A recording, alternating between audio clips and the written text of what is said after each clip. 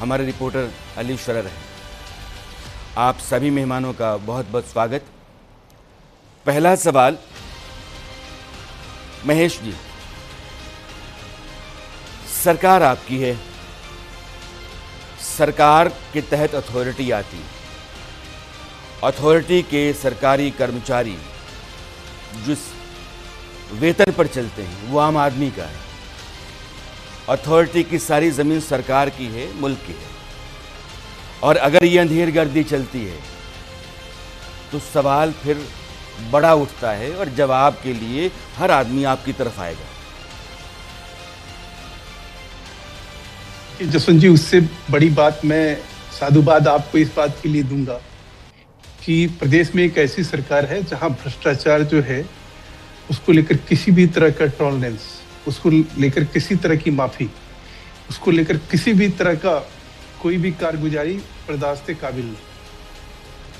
और आपके चैनल के माध्यम से और विशेष रूप से आपका जो एक ये कार्यक्रम के माध्यम से जिस प्रकार से आप ये भ्रष्टाचार का मामला है और एक तरह से कह लीजिए कि भू माफिया जो अमूमन हम दिल्ली में भी देखते हैं, पूरे देश में देखते हैं। और याद करिए कि मायावती और अखिलेश यादव के टाइम में, यादव सिंह को याद करिए, उसके अलावा मायावती के टाइम में देखिए कि किस प्रकार लंबे टाइम तक कार्रवाई नाम की कोई चीज नहीं थी। और भू माफिया जो है आज भी देखिए, जेपी का मामला जो है, जैसे उसमें सीबीआई का जो केसेस चल रहा है और उसमें किसके नाम आए। महेश जी, एक सवाल मेरा है, पिछली सरकारों में करप्शन का झंडा बुलंद करने वाले लोग अगर थे, उनका आप हवाला दे रहे हैं, तो आपकी सरकार में भी वैसे ही एक आदमी यहाँ कब्जे पे कब्जा करता जा रहा है। सैकड़ों एकड़ ज़मीन तो उसके कैंपस के भीतर जो सरकारी है, उसने कई सरकारी ज़मीनों के ऊपर कब्जा कर रखा है, उसको किसी और के ज़रिए बिचवाता है। ज़मीनों के ऊपर अवैध कब्जा है, अवैध निर्माण है, लोगों को प्लॉट बेचे जाते हैं, भोले भाले लोगों को बरगला करके, भटका करके, भरमा करके आप उनके पैसे को ऐंठ रहे हैं। यानी कि आप दो तरह का अपराध कर रहे हैं। सरकारी ज़मीन पर अवैध रूप तरीके से आपने कब्जा किया, उस पर आपने इमारत बनाई, और फिर आप आम आदमी को बेच करके उसके साथ भी धोखाधड़ी कर रहे हैं, और फिर भी आप सलामत हैं। बिल्कुल, ये बात आपकी बिल्कुल जायज। और अमूमन जो भू माफिया होते हैं, जो इस तरह के कामकाज में लिप्त होते हैं, जो इस तरह के गैर कानूनी काम कर रहे होते हैं, उनको किसी तरह से ना कानून का भय होता है, ना किसी प्रकार से किसी कार्रवाई। उनको मालूम है कि उनका जेल जाना तय है, और उसके बाद भी साहब कब, मेरा सवाल ये है कि मेरे रिपोर्टर्स, मेरा चैनल, मुझे क्यों इस सवाल को लेकर के आना पड़ा, क्योंकि बहुत लंबे समय से, एक मिनट के लिए, चूंकि डीएस चौहान साहब जुड़े हुए हैं, उत्तर प्रदेश के फॉर्मर डीजीपी हैं। सर, आपका बहुत बहुत स्वागत है। हाँ महेश, आप बोलिए। मैं ये कह रहा हूँ, इसमें एफआईआर भी दर्ज हुआ है, इसमें कार्रवाई भी हुई है, नोटिस चस्पा किया गया है, अखबारों में पब्लिश किया गया है। और ये सारी कार्रवाई करने के बावजूद भी अगर लोग कहीं फंस रहे हैं और कहीं लोगों को बरगलाया जा रहा है, कोई झांसा देख के जालसाज या ठग इस तरह का काम कर रहा है, सवाल ये है, इसी बात के लिए साधुवाद आपको देता हूं, आपके चैनल नहीं महेश जी, देता हूं आप लोगों ने कम से कम ये तो काम किया कि कम से कम लोगों के आंख खोलने का काम किया, कि कम से कम लोग फंसे ना इस मकड़ जाल में, इस ठगी के शिकार ना हो।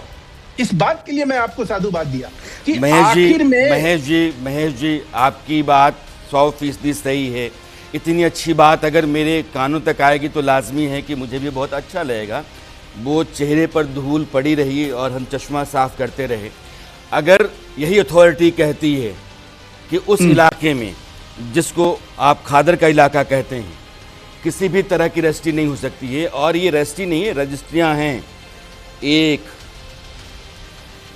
5 रजिस्ट्रियाँ, 5 और रजिस्ट्रियाँ, पन्ने मेरे साथ 5 और रजिस्ट्रियाँ, और ये लगातार रजिस्ट्रियाँ हो रही हैं, रजिस्ट्री पर रजिस्ट्री हो रही है।